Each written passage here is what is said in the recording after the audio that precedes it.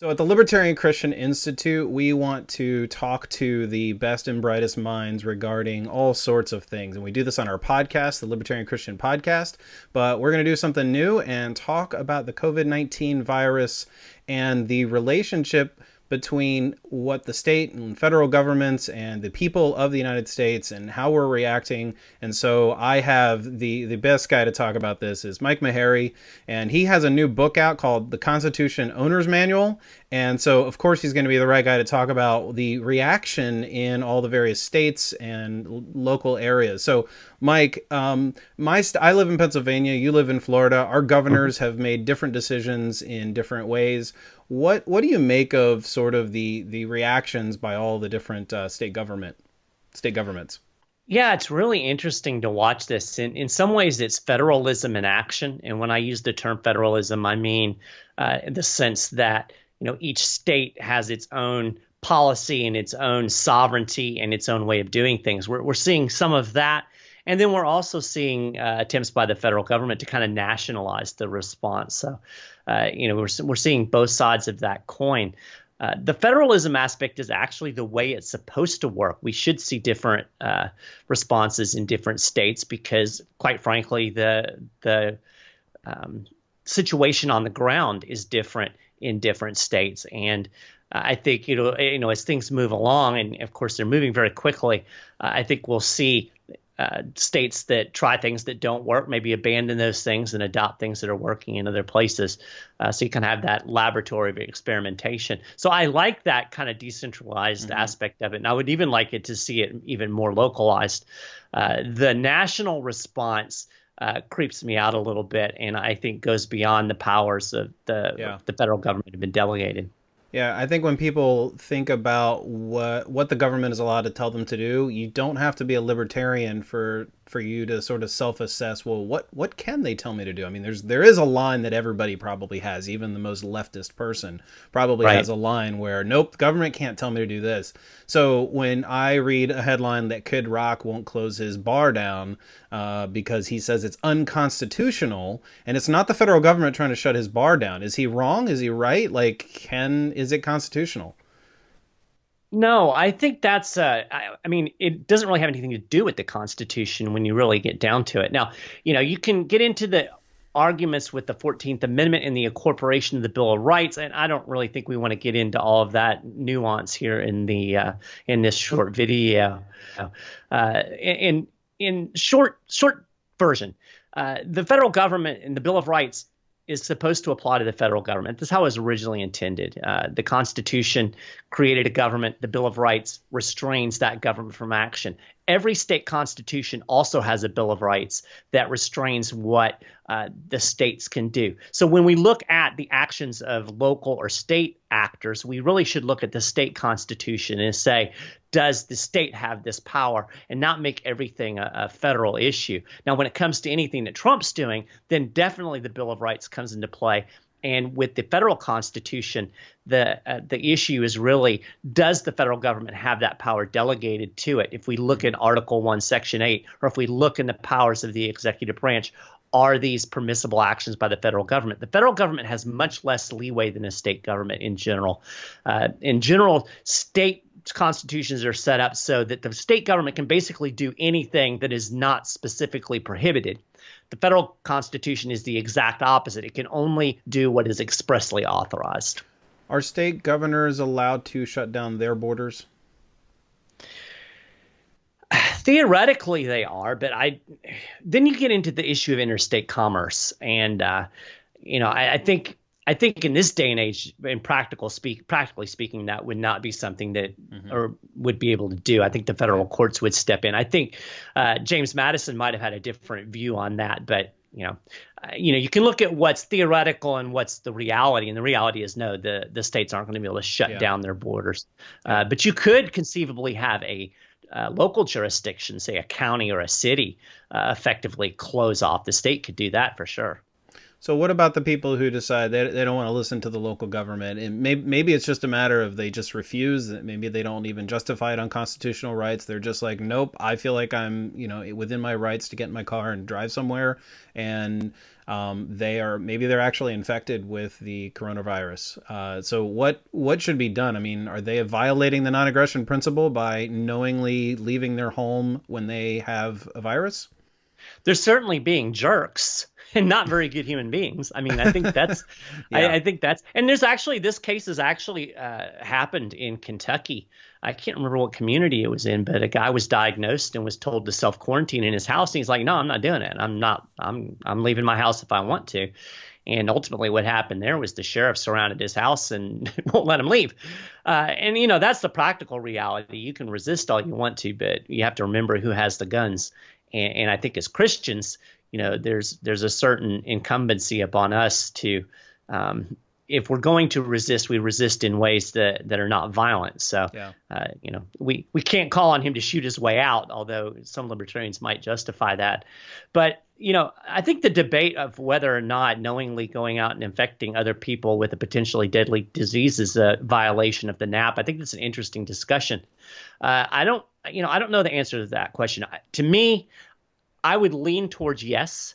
And I think as a Christian, we certainly have a responsibility to our fellow man and woman to not put them in danger. So, we're held to a higher standard than a political philosophy. So, on the one hand, I am very queasy about somebody who would say, I'm going to do what I want, despite knowing that it could risk other people. On the other hand, I'm also kind of queasy about sheriff's deputies surrounding somebody in their house and making them stay there. And, those are the kinds of things where you get on the fringes of political philosophy that are, quite frankly, difficult to parse out, I think.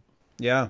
So we're seeing the rise of government stepping in and doing things that curb our liberties. And even, let's just, for the sake of the matter, give it the benefit of the doubt. And I'm going to eye roll here, of course. For you and I know that's not going to happen. But let's just say that they're temporary. But at the same, and at the same time, you have the government also stepping out of the way and sort of releasing curb of liberties. So, like, for instance, certain testing centers in Washington State finally, after the FDA said, "Here, we'll fast track you through the testing for the coronavirus test," they were actually able to do more. And so there's a lot of cases on both sides where the government's getting out of the way and letting sort of, maybe not the free market, but letting people and individuals, permissionless might be the word to bring up here, is they are giving them permission to do something they had to get permission before, right? So they're getting out of the way, and yet at the same time their liberties are also being curtailed. Do you see us coming out of this with an awareness that the government got out of the way for some of this, or do you feel like people are just going to go to, look how bad that was, we needed the government to step in and save us? Sadly, I think the latter. I think that's just the general way people are wired. The government's here to protect us. I was talking to a friend of mine, and she was, extolling the virtues of the CDC and their wise decision making. And then she went on this sidebar about how their only failure was, they didn't act quickly when it was happening in China. I'm like, that seems like a pretty big failure to me. It's like, we trust these wise, benevolent public service, but here they messed it up. But, I feel like there's a couple of things that I just want to hit real quick on that. In the first place, if there is a regulation that is in the way now, it was probably in the way before. So maybe, if we're going to be critically thinking about this, maybe we ought to look at some of these things going forward and say, you know what, if we don't need the government to regulate X, Y, and Z in the state of an emergency, maybe we don't need them to regulate X, Y, and Z ever. I think that's not an unfair assessment to make. And then on the other side of the coin, I highly encourage folks to read Robert Higgs's book, Crisis in Leviathan. It's an incredible book. It's a scholarly work. He's an economist. And basically it makes the case that every time that the government has an emergency, it ratchets up its power.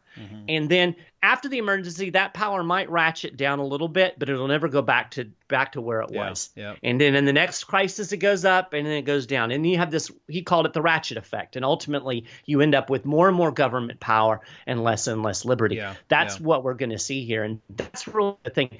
I told somebody the other day, the thing that scares me about this isn't so much the virus. The virus is going to pass. And not to downplay the potential health risks and people who are going to get sick. I don't want to minimize that. But to me, the bigger risk is what we're seeing happening with government and central banking, the impact on the economy, and the ultimate erosion of liberties that I fear will never be the same again. Just like after 9/11, we got the Patriot Act and all of this surveillance and all of this police state. And here we are almost 2 decades later, and we still have all of this surveillance and all of the police state. And I'm certain that there will be ramifications from this event that we will never be free of. Yeah, we even had candidates promise to get rid of some of that, and they didn't. Every year. Every year, yeah. Right. So let's not end on a note of despair. Let's end on a note of hope. One thing that I'm really encouraged by, I should say, is every day, several times a day, I see people posting articles about how this or that small business, like the property owners of places where restaurants pay rent, they said, you know what, don't pay your rent, pay your employees. Or you have, Amazon re-engineering and gearing up in a different way. You have local businesses not worrying about price gouging, but like my local Costco has certain number of items, limited, where you can only do one. They've made sort of a mandatory 6-foot rule in the store. Like there is a lot of voluntary social distancing happening. And there's also a lot of people loving their neighbor, to bring it back to what we're supposed to do. There's a lot of people doing the love your neighbor thing. They may not be doing it out of love for Jesus, but they're definitely loving their neighbor. Yeah, absolutely. I've seen that as well. A friend of mine who's a plumber posted on his Facebook page that he was willing to come out for just a $25 charge and whatever supplies if you have an emergency, like you don't have water service or you don't have plumbing, just during this time to help folks out. We're seeing just even in some ways a little bit elevated level of kindness. My wife was out yesterday and she said, a lot of people were kind of like, we're all in this together. And there was a lot of that type of cooperation. So I do think that's a positive thing. Yeah. And this is a great opportunity. I did an interview for the Godarchy podcast that will come out tomorrow, actually, with Suzanne Sherman, who's a quote unquote prepper. Not the crazy kind, but somebody who has always been very aware of being prepared for disasters and emergencies. And in the course of that conversation, we talked about how this is a great opportunity to network with your neighbors, find out who the doctors are in the neighborhood, or who has the ability to grow food, and start making those networks so that if we do end up in a situation down the road where we're not able to have the infrastructure and things really start to collapse societally, that we can come together as a community and we can work together in our neighborhoods and not have to depend on Donald Trump or some governor or some police agency, that we can be self-sufficient in our own communities, in our own churches. This is a great wake-up call to understand how quickly things can go down the toilet, and we can begin to plan for future responses, because this is going to happen again at some point. We need to be self-sufficient. We need to develop communities within our neighborhoods and within our churches where we can take care of one another and we don't have to depend on the structures of government to protect us. Excellent, Mike. I hope that maybe in a few weeks, if we have this conversation again, that we'll be a little bit more optimistic. There'll be better news. But thank you. Everybody, you can get his book on Amazon. You can, if you can't get Amazon to ship one to you for some reason because of timing, you can read it on Kindle. And even if you have a Kindle Unlimited subscription, it's on there as well. So get Constitution Owner's Manual and listen to the Godarchy podcast. Mike runs an amazing podcast. I listen to it, and I am often just amazed at how insightful he is, and how insightful he has, when he has guests on as well. So thanks again, Mike. Thanks for having me, man. This is great. Thanks for doing this.